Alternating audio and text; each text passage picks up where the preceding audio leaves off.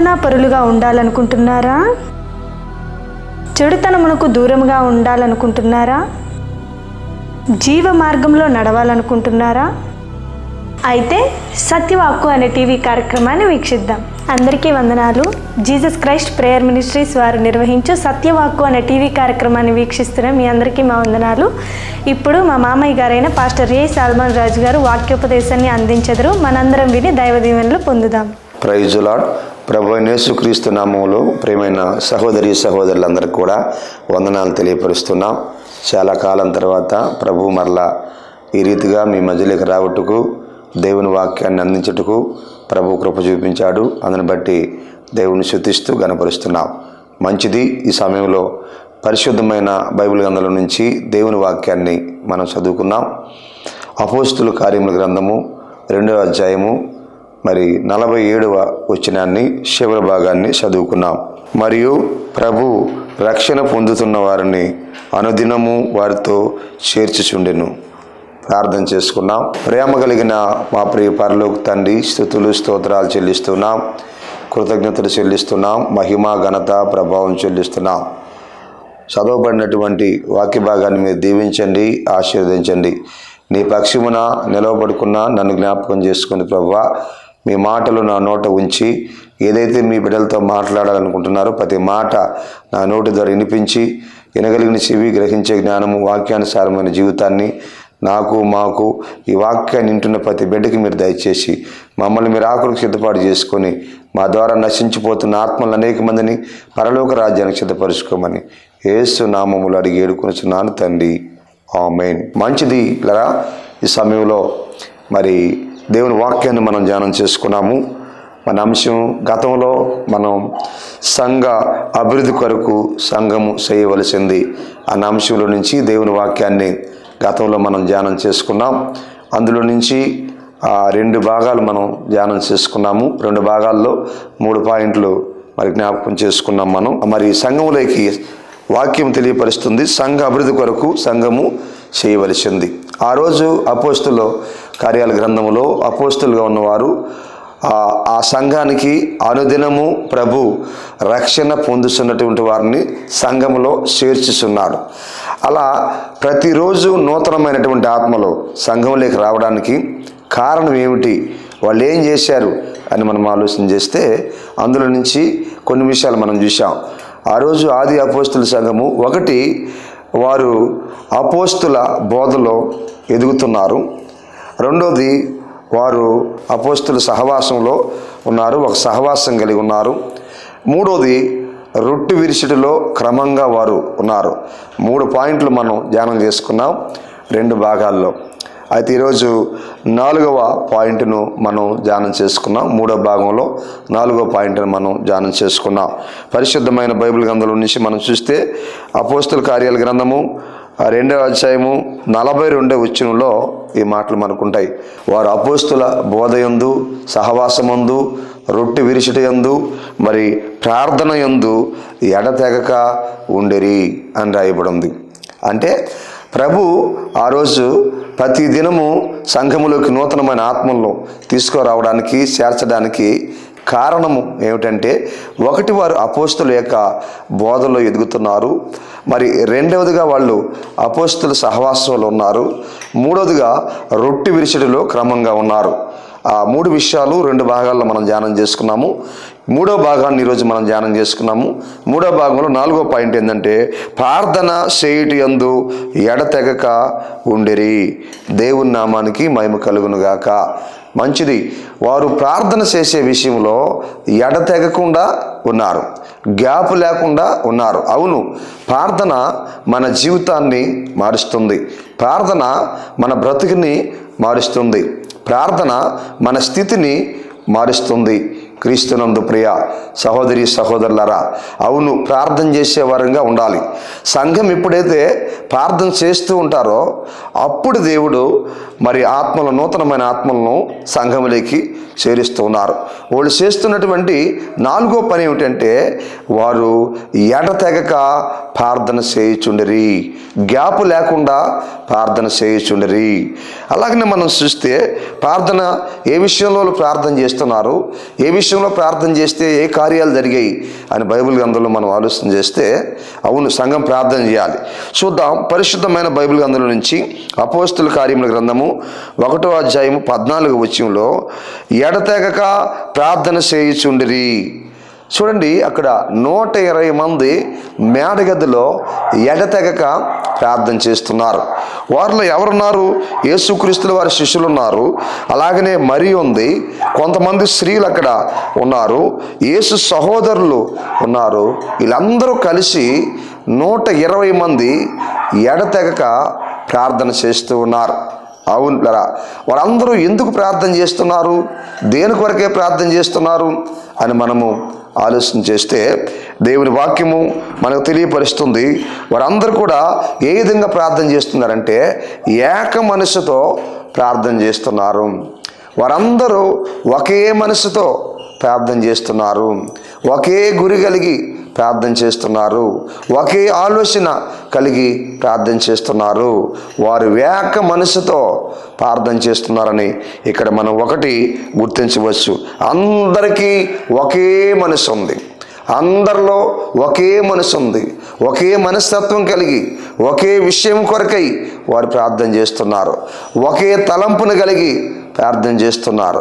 వారందరి ఆశ ఒకటే. అవును, సంఘములో ఏదైనా ఒక కార్యక్రమం కొరకై మనం ప్రార్థించాల్సి వచ్చినప్పుడు, ఏదైనా ఒక అవసరత కలిగి ప్రార్థించాల్సి వచ్చినప్పుడు అందరూ ఏక మనసు కలిగి ప్రార్థించాలని దేవుని వాక్యం మనకు తెలియపరుస్తుంది. అలాగనే వాళ్ళు దేని కొరకై ఏక మనసు కలిగి ప్రార్థన చేస్తున్నారంటే యోధ 12 మంది శిష్యుల్లో యోధ ఇస్కరియోతు మరి తప్పిపోయాడు కదా, ప్రభువుని అప్పగించి ఆయన చనిపోయాడు. ఆ స్థానంలోకి మరొక వ్యక్తిని చేర్చడానికే వారు ఎడతెగకుండా ప్రార్థన చేస్తున్నారు. ఇక్కడ రెండోదిగా మనం ఆలోచన చేస్తే ఆ స్థానంలో మరొక వ్యక్తిని చేర్చడానికి వాళ్ళు ప్రార్థన చేస్తున్నారు. రెండోది మనం ఆలోచన చేస్తే, మూడో విషయాన్ని మనం ఆలోచన చేస్తే అక్కడ వారు ప్రభువు మీద ఆధారపడి ప్రార్థన చేస్తున్నారు కదా. వారి సొంత ఆలోచన ఏది కూడా అక్కడ చేయలేదు, వారి సొంత ప్రయత్నం ఏది కూడా వాళ్ళు చేయలేదు. 120 మంది మేడగదిలో ఎందుకు ఎడతెగకుండా వాళ్ళు ప్రార్థన చేస్తున్నారంటే ఒకటి, వాళ్ళు ఏక మనసుతో ప్రార్థన చేస్తున్నారు. రెండోది, యోధా తప్పిపోయినటువంటి ఆ స్థానంలోకి మరొకరిని చేర్చడానికి ప్రార్థన చేస్తున్నారు. మూడోదిగా వారు ప్రభువు మీద ఆధారపడి ప్రార్థన చేస్తున్నారు. వారి సొంత ఆలోచన మీద, వారి సొంత ప్రయత్నం మీద ఏమాత్రం కూడా వాళ్ళు ఆధారపడలేదు. కనుక అప్పుడు వారు చీటీలు వేసుకున్నప్పుడు మరి యోసేపు అలాగనే మత్తయ్య అనేటువంటి 2 వ్యక్తులు నిలబెట్టి ప్రభువుకు ప్రార్థన చేసి చీటీ ఎత్తినప్పుడు మత్తయ్య పేరిట చీటీ వచ్చింది. కనుక ఈ వాక్యం మనకి ఏం నేర్పిస్తుంది అంటే మనం దేన్నైనా ఎన్నుకునేటప్పుడు అది ప్రార్థనాపూర్వకంగానే ఎన్నుకోవాలని దేవుని వాక్యం తెలియపరుస్తుంది. ఈ వాక్యం వింటున్న సహోదరి సహోదరుడా, నీ జీవితంలో దేన్నైనా ఎన్నుకోవాల్సి వచ్చినప్పుడు, దేన్నైనా కోరుకోవాల్సి వచ్చినప్పుడు, ఏదైనా నువ్వు ఆశించినప్పుడు నీ సొంత ప్రయత్నం చేయకుండా, నీ సొంత ఆలోచన ఏమాత్రం కూడా చేయకుండా ఇదిగో ప్రభువు మీద ఆధారపడి మరి ప్రార్థించాల్సిన వారంగా ఉన్నాం. ప్రభు ప్రేరేపణకి మనము లొంగిపోవాల్సిన వారంగా ఉన్నాం. ఈ వాక్యం వింటున్న సహోదరి సహోదరుడా, నీ జీవితంలో అలా జరుగుతుందా? పరిశుద్ధాత్మ దేవుడు ఈ సమయంలో నీతో మాట్లాడుతున్నాడు. నువ్వు దేన్నైనా ఎన్నుకునే ముందు, దేన్నైనా ఆశించే ముందు, ఏదైనా జరగాలనుకున్నప్పుడు అది నీ వ్యక్తిగత జీవితంలో కావచ్చు, అది నీ కుటుంబంలో కావచ్చు, అది నీ పిల్లల విషయంలో కావచ్చు, అది నీ భవిష్యత్తుకు సంబంధించిన విషయం ఏదైనా కావచ్చు, నీవు దేన్నైనా ఎన్నుకునే ముందు మొట్టమొదటిగా నీవు ప్రభు సన్నిధిలో ప్రార్థించాలి. ఏదైనా ప్రారంభించాలనుకున్నప్పుడు ప్రార్థించాలి. అందుకే వారు మరి యోధా తప్పిపోయిన స్థానంలో మరొకరిని చేర్చడానికి వారు ఏం ఏం చేశారంటే ప్రార్థన చేశారు. అందుకే ఎక్కడ రాయబడింది వాక్యము, ఎడతెగక ప్రార్థన చేయుచుండిరి 120 మంది అని వాక్యం మనకు తెలియపరుస్తుంది. అదేవిధంగా వారు ఏక మనసుతో ప్రార్థన చేశారు. ఒకటి. రెండోదిగా ఎందుకు అలా ప్రార్థన చేశారు వాళ్ళంటే, యోధా తప్పిపోయినటువంటి ఆ స్థానంలో మరొక వ్యక్తిని చేర్చడానికి వారు ప్రార్థన చేశారు. మూడోదిగా వారు ప్రభువు మీద ఆధారపడి ప్రార్థన చేశారు. వారి సొంత ఆలోచన చొప్పున మరి ఎంత మాత్రం కూడా వారు చేయలేదని వాక్యం మనకు తెలియపరుస్తుంది. మరొక లేఖన భాగాన్ని కూడా మనం చూద్దాం. మరి ఇక్కడ మనం ఏమి నేర్చుకుంటున్నాము ఈ వాక్యములు అంటే, దేన్నైనా మనం ఎన్నుకునేటప్పుడు మరి ప్రార్థనాపూర్వకంగానే ఎన్నుకోవాలని ఈ లేఖన భాగం మనకు తెలియపరుస్తుంది. శిష్యులు అలాగనే చేశారు, 120 మంది అలాగే చేశారు. మరొక విషయాన్ని, రెండో విషయాన్ని మనం చూద్దాం ప్రార్థనకు సంబంధించి. యాకోబు రాసిన పత్రిక 5వ అధ్యాయము 16వ వచనంలో ఒక మాట రాయబడి ఉంది. ఇక్కడ మనం ఆలోచన చేస్తే, తనకు మీరు స్వస్థత పొందినట్లు ఒకరి కొరకు ఒకరు ప్రార్థన చేయుడి అని వాక్యం రాయబడింది. అవును పిల్లరా, స్వస్థత కొరకై ఒకరి కొరకై ఒకరు ప్రార్థన చేయాలని వాక్యం రాయబడింది. మొట్టమొదటిగా మనం ప్రార్థన ఎందుకు చేయాలంటే, దేన్నైనా ఎన్నుకునేటప్పుడు ముందు మనం ప్రార్థన చేయాలి. అప్పుడు దాని దేవుడు మనకి ప్రేరేపిస్తాడు, బయలుపరుస్తాడు. ఆ ప్రకారంగా మనం చేయాలి. రెండోదిగా, స్వస్థత కొరకై ఒకరి కొరకై ఒకరు ప్రార్థన చేయండి అని వాక్యం రాయబడింది. అవును, స్వస్థత కొరకై సంఘములో ఒకరి కొరకై ఒకరు ప్రార్థన చేయాలి. ఆ రోజు ప్రతిదినము కూడా నూతనమైనటువంటి ఆత్మల దేవుడు సంఘంలో చేరుస్తున్నారంటే, ఆ సంఘం ఏ అనుభవం కలిగి ఉందంటే ప్రార్థనా అనుభవం కలిగి ఉంది. దేవునికి మహిమ కలుగును గాక. అదేవిధంగా స్వస్థత కొరకై ఒకరి కొరకై ఒకరు ప్రార్థన చేయాలి. ఒకవేళ మీ కుటుంబంలో ఎవరైనా బలహీనమైనప్పుడు మిగిలినటువంటి కుటుంబ సభ్యులందరూ కూడా ఆ వ్యక్తి స్వస్థత కొరకై ప్రార్థన చేయాలి. సంఘంలో ఎవరైనా బలహీనమైనప్పుడు, రోగులుగా ఉన్నప్పుడు మిగిలినటువంటి సంఘ సభ్యులందరూ కూడా, సహోదరులందరూ కూడా కలిసి ఆ బలహీనమైన వ్యక్తి, ఆ రోగంతో ఉన్న వ్యక్తి, ఆ బాధపడుతున్న వ్యక్తి కొరకై, ఆ వేదన పడుతున్నటువంటి వ్యక్తి కొరకై ప్రార్థన చేయాలి. దేవుని వాక్యం మనకు తెలియపరుస్తుంది. ఈ వాక్యం వింటున్న సహోదరులరా, అక్కడ రాయబడిన మాట ఏమిటంటే, నీతిమంతుని విజ్ఞాపన మనస్పూర్వకమైనదై బహు బలమగలదై ఉండును అని వాక్యం రాయబడి ఉంది. నీతిమంతుని విజ్ఞాపన, మనం నీతిగా ఉండి దేవునికి ప్రార్థన చేయాలి. నీతిగా ఉండి ఆయనకి విజ్ఞాపన చేయాలి. నీతిగా ఉండి మరి మన కొరకై ప్రార్థన చేయాలి. నీతిగా ఉండి ఇతరుల కొరకై ప్రార్థన చేయాలి. ఒకటి మనం చూస్తున్నాం ఇక్కడ. రెండోది, మనస్పూర్వకముగా మనం ప్రార్థన చేయాలి. హృదయపూర్వకంగా మనం ప్రార్థన చేయాలి. నిండు మనసుతో మనం ప్రార్థన చేయాలి. సంపూర్ణమైనటువంటి మనసుతో మనం ప్రార్థన చేయాలి అని వాక్యం మనకు తెలియపరుస్తుంది. ఈ వాక్యం వింటున్నటువంటి సహోదరుల, ఒకరిని స్వస్థత కొరకై మరొకరు ప్రార్థన చేయాలని వాక్యం రాయబడి ఉంది.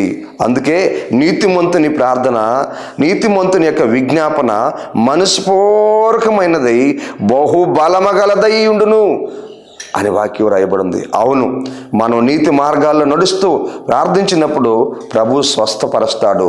స్వస్థత కార్యాన్ని మన జీవితంలో ఆయన జరిగిస్తాడు.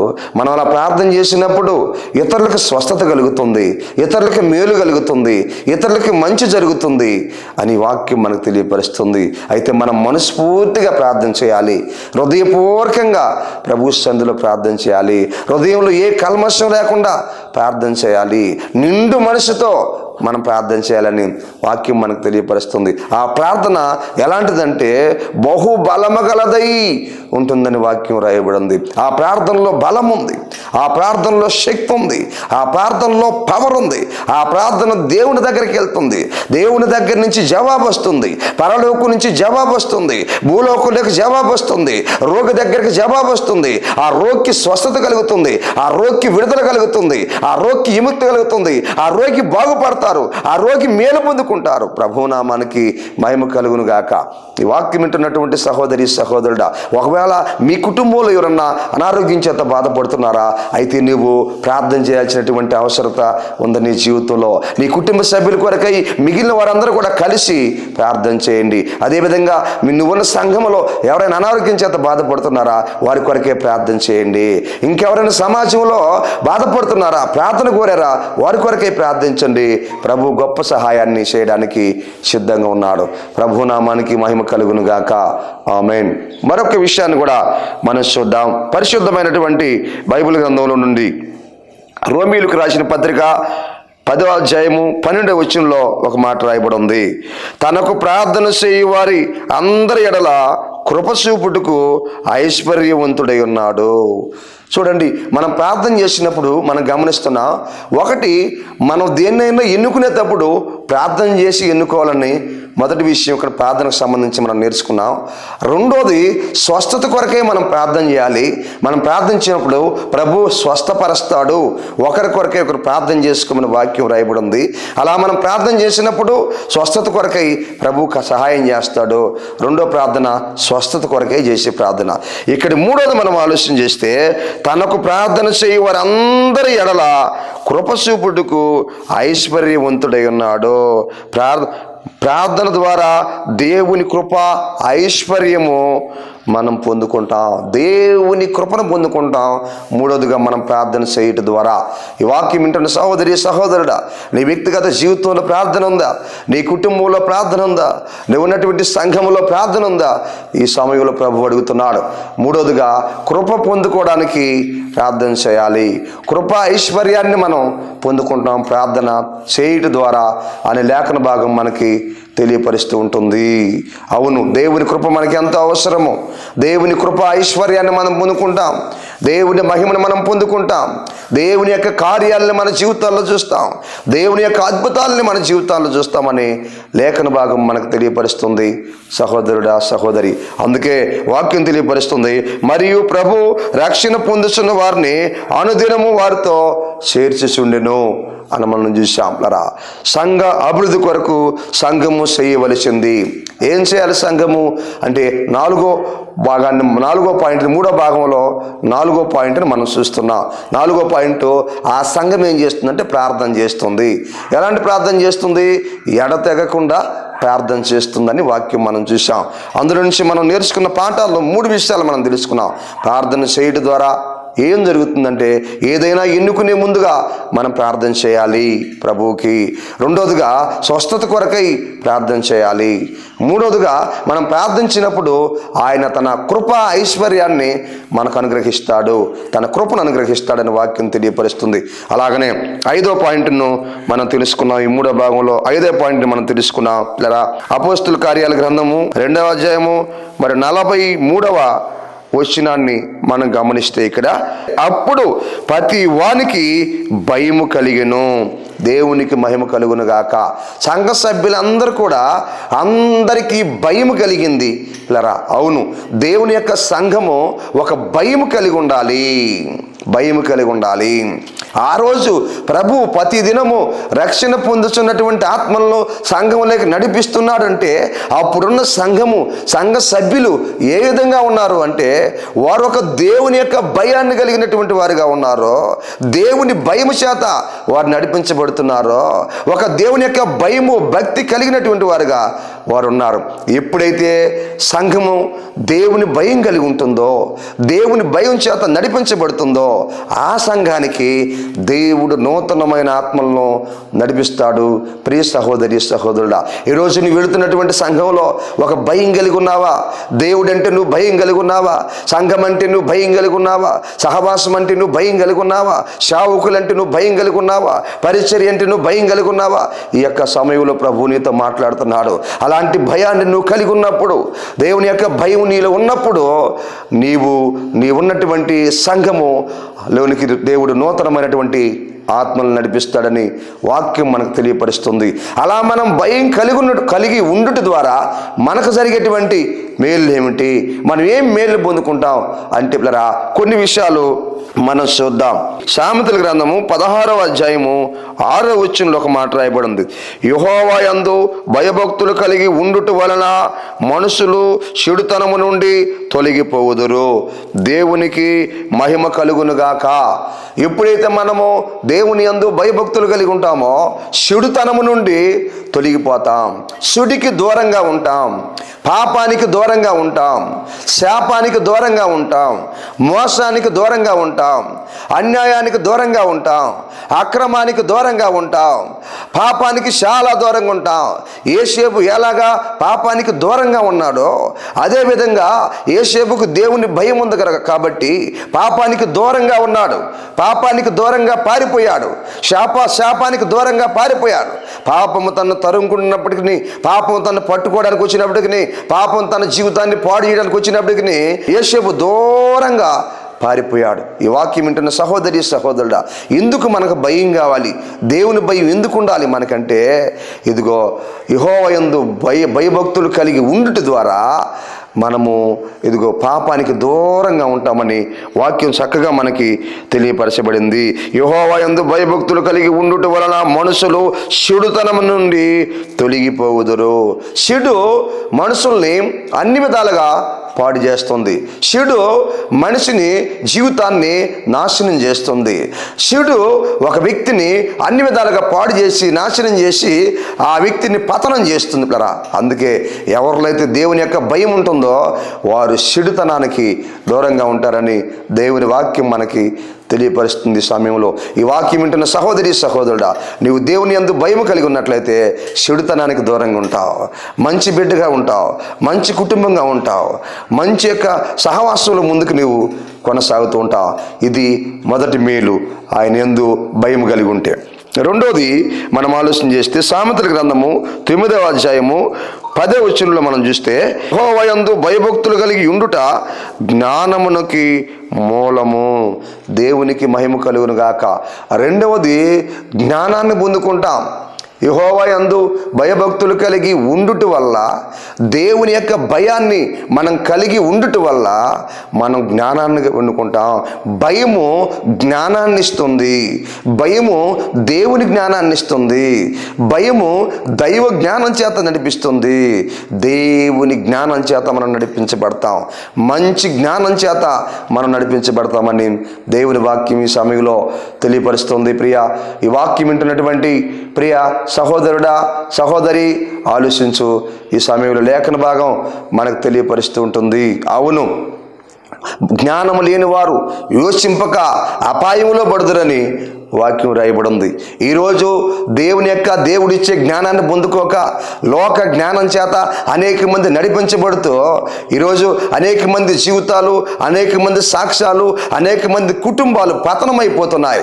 అందుకే ప్రభు మాట్లాడుతున్నాడు. నువ్వెక్కడున్నా సరే, నువ్వెక్కడి నుంచి మాటలు వింటున్నా సరే, సహోదరి సహోదరుడా, నీవు దేవుని యొక్క జ్ఞానాన్ని పొందుకొని దేవుని జ్ఞానం చేత నడిపించబడాలి. అలా నువ్వు నడిపించబడాలంటే దేవుని భయము నీదే ఉన్నట్లయితే ఆ దేవుడు తన జ్ఞానాన్ని నీకు అనుగ్రహిస్తాడు. ఆ జ్ఞానం చేత నువ్వు నడిపించబడతావు, అపాయాలను తప్పించుకుంటావు, ఆటంకాలను తప్పించుకుంటావు, సమస్యల నుంచి విడిపించబడతావు, చక్కటి మార్గంలో నువ్వు నడిపించబడతావు, నీ జీవితం గమ్యానికి నడిపించబడుతుంది. ప్రభువు నీకు తోడుగా ఉండి నేను నడిపిస్తా వస్తాడని వాక్యం మనకు తెలియపరుస్తుంది. అలాగనే 5వ పాయింట్ని మనం చూస్తున్నాం పిల్లరా. 5వ పాయింట్లో మొదటి విషయాన్ని మనం గమనించాం. యెహోవా యందు భయభక్తులు కలిగి ఉండుట వలన మనుషులు చెడుతనము నుండి తొలగిపోతారు. ఒకటి. రెండవదిగా యెహోవా యందు భయభక్తులు కలిగి ఉండుట వలన అది జ్ఞానానికి మూలమని మనం చూసాం, జ్ఞానాన్ని పొందుకుంటాం. మూడో మేలు మనకి ఏం జరుగుతుందంటే సామెతల గ్రంథం మనం ఆలోచన చేస్తే 14వ అధ్యాయము 26వ వచనంలో ఒక మాట రాయబడింది. యెహోవా యందు భయభక్తులు కలిగి ఉండుట బహు ధైర్యము పుట్టించును, దేవునికి మహిమ కలుగునుగాక. మంచిది పిల్లరా. మూడోదిగా బహు ధైర్యంగా మనం ఉంటాం. వాక్యం చెబుతుంది, ఎవరైతే దేవుని భయం కలిగి ఉంటారో వారు బహుధైర్యంగా ఉంటారు. అన్ని పరిస్థితుల్లో కూడా ధైర్యంగా ఉంటారు. ఎప్పుడు వారు కుంగిపోరు, ఎప్పుడు వారు బలహీనం కారు, ఎప్పుడు వారు దేవునికి దూరం అవరు. ఏ స్థితిలోనైనా, ఏ పరిస్థితుల్లోనైనా సరే, ఏ సమయంలోనైనా, ఏ ప్రాంతంలోనైనా వారు ధైర్యముగా ఉంటారు. ఎందుకో తెలుసా? వారికి దేవుని యొక్క భయం ఉంది కాబట్టి, దేవుని యొక్క భయము చేత వారు నడిపించబడుతున్నారు కాబట్టి, ఆ దేవుని సన్నిధి వారికి తోడుగా ఉంది కాబట్టి దేనికి భయపడరోళ్ళు. వాక్యం రాయబడింది, నీతిమంతులు సింహం వలె ధైర్యముగా ఉందరని వాక్యం రాయబడింది. ఈ వాక్యం వింటున్న సహోదరి సహోదరుడా, ఆలోచించు. నువ్వు ఎప్పుడైతే దేవుని భయం కలిగి ఉంటావో అప్పుడు ధైర్యముగా ఉంటావు. ఆ దేవుని భయము నీకు ధైర్యాన్ని ఇస్తుంది. ఎక్కడ నిన్ను కుంగిపోనివ్వదు, ఎక్కడా నువ్వు బలహీనపడవు, ఎక్కడా నువ్వు ఓడిపోవు, ఎక్కడా నీ అడుగులు తడబడవు, దేనికి నువ్వు జడవు. ఇదిగో ధైర్యంగా ఉంటావు. కంటికి కనిపించేదాన్ని బట్టి నువ్వు భయపడవు, చెవుకి కనిపించేదాన్ని బట్టి నువ్వు భయపడవు, ధైర్యంగా ఉంటావు. ధైర్యపరిచి ఆత్మను దేవుడు నీకు దయచేస్తాడు. ధైర్యమైనటువంటి వ్యక్తిగా ఉంటావు. నువ్వు ఎక్కడైనా ధైర్యంగా ఉంటావు, ఎంతమందిలోనైనా ధైర్యంగా ఉంటావు, ఏ స్థితిలోనైనా ధైర్యంగా ఉంటావు, ఏ సమస్యలోనైనా సరే ధైర్యంగా ఉంటావు. దేవుని వాక్యము తెలియపరుస్తుంది. ఈ వాక్యం వింటున్నటువంటి సహోదరి సహోదరుడా, మూడోదిగా మనం ఏం పొందుకుంటామంటే ధైర్యాన్ని పొందుకుంటాం. చక్కగా లేఖన భాగం మనకు తెలియపరుస్తుంది. నాలుగోదిగా మనం చూస్తే దేవుని వాక్యం నుంచి సామెతల గ్రంథము 10వ అధ్యాయము 27వ వచనం గమనిస్తే, యెహోవా యందు భయభక్తులు కలిగి ఉండుట దీర్ఘాయుష్కు కారణము. దేవునికి మహిమ కలుగును గాక. మంచిది పిల్లరా, ఇదిగో ఎవరైతే దేవుని యందు భయభక్తులు కలిగి ఉంటారో వాళ్ళు దీర్ఘాయుష్మంతులుగా ఉంటారు. వారు దీర్ఘాయుష్మంతులుగా ఉంటారు అని వాక్యం రాయబడింది. వాళ్ళు ఆరోగ్యంగా ఉంటారు, వారు సమాధానంగా ఉంటారు, వారు సంతోషంగా ఉంటారు, వారు నెమ్మదిగా ఉంటారు, వారు సుఖంగా ఉంటాడు. దేవుడు వారికి దీర్ఘాయుష్నిస్తాడు. ఎందుకో తెలుసా? బైబిల్ గ్రంథంలో కూడా భక్తులు ఎంతోమంది దేవుని యందు భయభక్తులు కలిగి జీవించిన వారు, దీర్ఘాయుష్ కలిగి జీవించిన వారు ఉన్నారు. అబ్రహాము దీర్ఘాయుష్మంతుడై జీవించాడు. మరి దావీదు దీర్ఘాయుష్మంతుడు. యాకోబు కూడా వృద్ధాప్యమందు వరకు ఉన్నాడు. అబ్రహాము గారివ్వండి, యాకోబు గారివ్వండి, మరి యేషేబు గారివ్వండి, మరి దావీదు గారివ్వండి, ఇంకా అనేక మందిని బైబిల్ గ్రంథంలో మనం చూసినప్పుడు వారు దీర్ఘాయుష్మంతులై నిండు వృద్ధాప్యమందు వరకు కూడా ఈ భూలోకంలో జీవించి ఆ తర్వాత ప్రభు మహిమలోకి వారు వెళ్ళినట్టుగా మనం చూస్తున్నాం కదా. నాలుగోదిగా యెహోవా యందు ఎవరైతే భయభక్తులు కలిగి ఉంటారో, ఎవరు భయం కలిగి ఉంటారో వాళ్ళు దీర్ఘాయుష్మంతులుగా ఉంటారు. దేవుడు వాళ్ళకి మంచి ఆరోగ్యాన్ని ఇస్తాడు, దేవుడు వాళ్ళకి ఆయుష్కాలాన్ని ఇస్తాడు, దేవుడు వాళ్ళకి సమాధానాన్ని ఇస్తాడు, దేవుడు వాళ్ళకి సంతోషాన్ని ఇస్తాడు, దేవుడు వాళ్ళకి నెమ్మదిని ఇస్తాడు. అందుకే సంఘములో మనకి దేవుని భయం కలిగి మనం జీవించాలి. తర్వాత ఆరోదుగా దేవుని భయం కలిగి ఉంటే ఏముంది మనకని మనం ఆలోచన చేస్తే సామెతల గ్రంథం పరిశుద్ధమైన బైబిల్ గ్రంథం నుంచి 19వ అధ్యాయము 23వ వచనంలో మనం చూస్తే, యెహోవా యందు భయభక్తులు కలిగి ఉండుట జీవ సాధనము. దేవుని యందు మనం భయభక్తులు కలిగి ఉండుట వలన జీవ మార్గంలో ప్రయాణం చేస్తున్నాం. జీవ సాధనము అనగా జీవ మార్గంలో మనం ప్రయాణం చేస్తున్నాం. ఈ వాక్యం వింటున్నటువంటి నా ప్రియ సహోదరి సహోదరుడా, జీవ మార్గంలో మనం ప్రయాణం చేస్తున్నాం. ఆ జీవ మార్గమే పరలోకానికి పోయే మార్గము, అదే నిశ్చత్వానికి పోయే మార్గము, అదే నాశనాన్ని తప్పించే మార్గము, నరకాన్ని తప్పించే మార్గము, అదే ఇరుకైనటువంటి మార్గము, అదే జీవ మార్గము, అదే శాశ్వతమైన మార్గము, అదే నిత్యము మనం ఉండబోయే మార్గము, అదే పరలోకానికి పోయే మార్గము, జీవ మార్గం అని వాక్యం మనకు తెలియపరుస్తుంది. ఎవరైతే దేవుని యందు భయభక్తులు కలిగి ఉన్నారో వారు జీవ మార్గంలో ఉన్నారు. ఈ వాక్యం వింటున్న సహోదరి సహోదరుడా, ఈరోజు నువ్వు ఏ మార్గంలో ఉన్నావు? జీవ మార్గంలో ఉన్నావా? మరణ మార్గంలో ఉన్నావా? ప్రతి మనుషుడికి రెండు మార్గాలు ఉన్నాయి. ఒకటి జీవ మార్గము, రెండవది మరణ మార్గము. ఈరోజు నువ్వు ఏ మార్గంలో ఉన్నావు? ఏ మార్గంలో నడిపించబడుతున్నావు? ఏ మార్గంలో నిలుస్తున్నావు? ఆత్మదేవుడు అడుగుతున్నాడు, నిన్ను ఆలోచన చేయండి.